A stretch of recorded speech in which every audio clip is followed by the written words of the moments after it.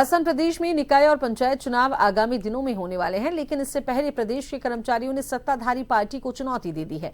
साथ ही 11 सूत्रीय मांगे सरकार के सामने रखी हैं। महासंघ इसके साथ ही 5 नवंबर से संघर्ष चेतना यात्रा का आगाज भी करने जा रहा है, जिसमें 41 जिलों में उनकी टीम जाएगी और जनता और कर्मचारियों को जागरूक करेगी। वर्तमान राजस्थान सरकार पिछले 2 सालों से पूरी तरह संवादहीन और संवेदनहीन बनी हुई है। अखिल राजस्थान राज्य कर्मचारी संयुक्त महासंघ के द्वारा 2 वर्षों में 13 बार सरकार को अपना ज्ञापन और नोटिस देकर उनसे अनुनय विनय किया गया। उनको चेतावनी दी गई कि आप एक बार बैठे हमारी मुख्य मुद्दों पर बात करें। लेकिन पिछले 2 साल में ऐसा पहली बार हुआ है कि सरकार में कर्मचारियों से संवाद करने का कोई सिस्टम नहीं है, ना सीएमओ में ना सीएस के यहाँ है।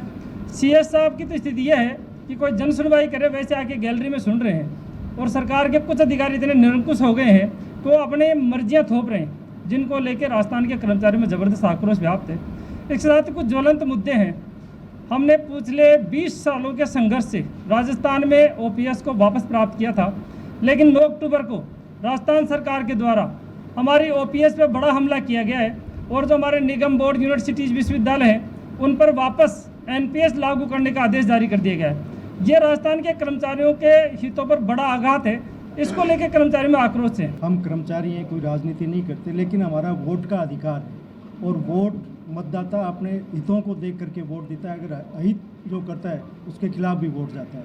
तो ये तो प्रत्येक कर्मचारी को अपना अपना देखना है, वो अपना तय करेंगे।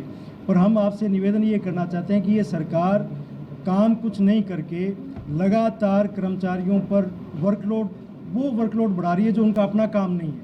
एक कर्मचारी से 4 5 कर्मचारी का काम करवाया जा रहा है, लाखों पद खाली पड़े हैं, और इसके अलावा अनर्गल इतने काम थोपे जा रहे हैं कि कर्मचारी अपना काम ठीक से कर नहीं पा रहा है, और ऊपर से पैनिक कर रहे हैं। दूसरा, हम ये कहना चाहते हैं कि सरकार के जो मंत्री हैं, सरकार के नुमाइंदे हैं, वो कर्मचारियों में टेरर पैदा करने का जो कोशिश कर रहे हैं। हम राजस्थान के कर्मचारियों की ओर से उनको चेतावनी देना चाहते हैं कि ये टेरर पैदा मत कीजिए। राजस्थान का कर्मचारी इसको सहन नहीं करेगा।